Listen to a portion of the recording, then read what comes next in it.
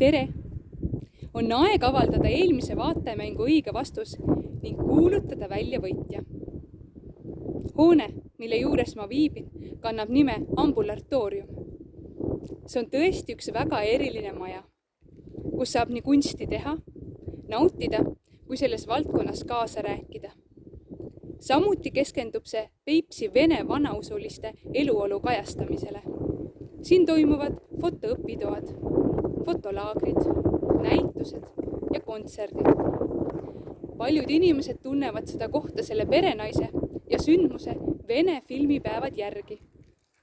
Kuid miks selline nimi? Ambulatoorium. Ajalooliselt on siin hoones asunud nii kohalik kool, pood, õmblustöökoda kui kalatšeh. Kohalikud elanikud meenutavad seda hoonet eelkõige kui vana ambulatooriumi ehk arstipunkti, mis oma kõrghetkel teenindas ligi 2000 kohalikku elanikku. Tegu on tõesti ühe väga erilise hoonega. Aga nüüd aeg kuulutada välja võitja.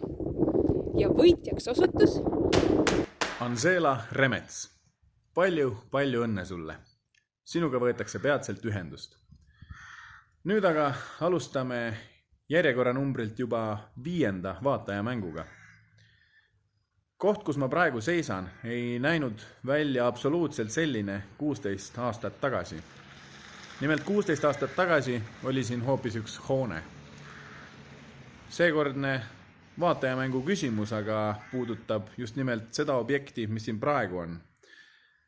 Kui te teate, millise objektiga on tegu, kirjutage meile suukulu.stuudio@gmail.com.